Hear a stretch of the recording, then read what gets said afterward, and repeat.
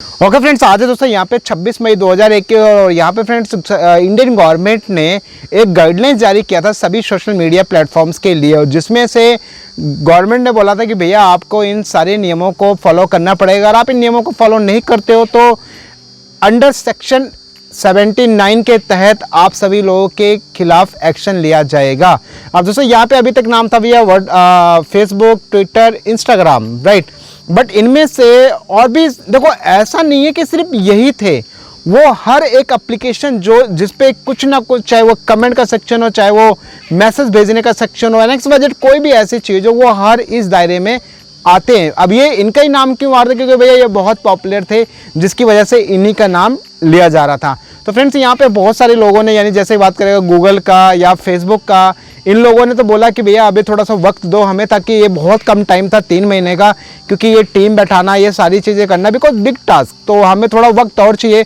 तो कहीं ना कहीं इनको तो लगता है कि भैया फॉलो करना पड़ा। ये तो जायज़ सी बात है यार, देखो जिस जगह पे आप अपने बिजनेस पे अपना बिजनेस कर रहे हो, उस जगह पे उस गवर्नमेंट की बात को तो आपको मानना ही पड़ेगा। बट फ्रेंड यहाँ पे एक बहुत एक खास बात निकल के आ रही है दोस्तों, वो है यहाँ पे व्हाट्सएप को लेकर। दोस्तों व्हाट्सएप अभी भी अपनी बात पे अड़ा हुआ है, और अड़ने के चक्कर में व्हाट्सएप जा चुका है, अभी दिल्ली के हाई कोर्ट पहुंच चुका है, यानी कि दरवाजा खटखटा दिया हाई कोर्ट का। और हाई कोर्ट में अपील यही की गई है कि भैया जो ये इस टाइम पे जो ये लॉ शूट के अंदर जो ये चीज़ बना है, ये गाइडलाइंस या जो चीज़ भी बनी है, इसको रद्द किया जाए। अब आपको पूरा मामला थोड़ा समझना होगा कि आखिर में ऐसा क्यों हुआ और क्या है एग्जैक्टली मामला।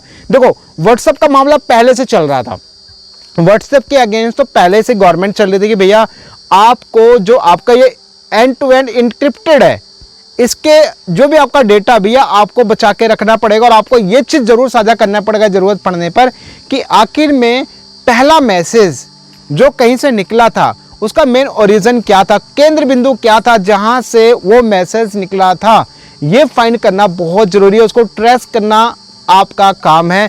ये गवर्नमेंट ने बोला था व्हाट्सएप को, जिसके लिए व्हाट्सएप ने नहीं माना। अब आप समझना यहाँ पर दो चीज़ें। पहली चीज़, व्हाट्सएप क्या चाहता है, व्हाट्सएप चाहता है अपनी प्राइवेसी पॉलिसी को लोगों से एक्सेप्ट कराना।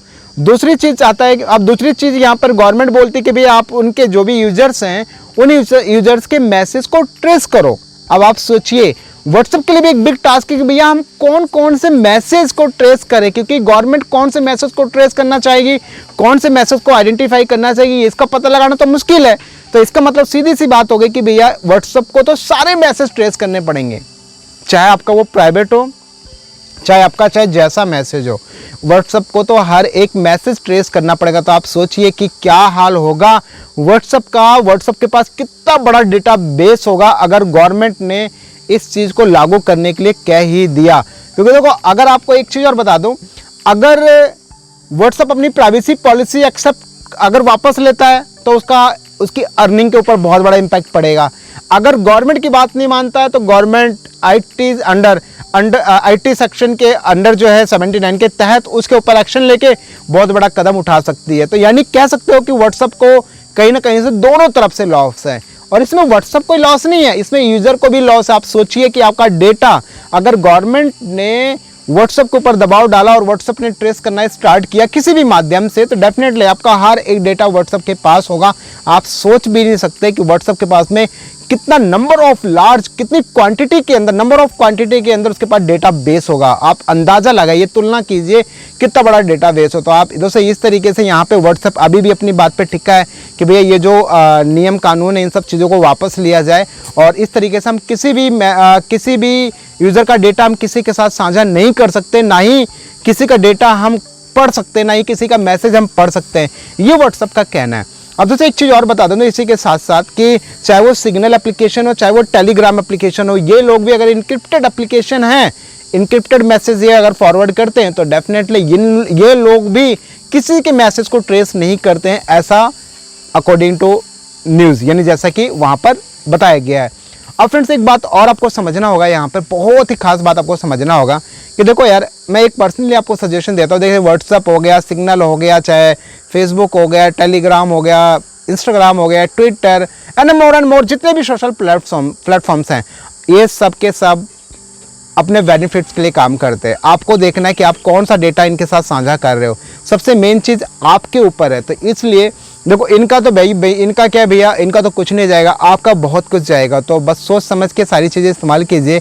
और अब सोचना यहाँ पर और देखना यह है कि आखिर में कि देखो, हालांकि जो आईटी मिनिस्टर है रविशंकर प्रसाद जी जो हैं, उन्होंने तो सीधा बोल दिया कि भैया अगर आप हमारी गाइडलाइंस को फॉलो नहीं करते हो, अगर आप हमारी बात को नहीं मानोगे तो जो अंडर सेक्शन 79 के तहत हम एक्शन लेंगे और उसके बाद में बड़ा कदम हो जाएगा, कुछ भी हो सकता है।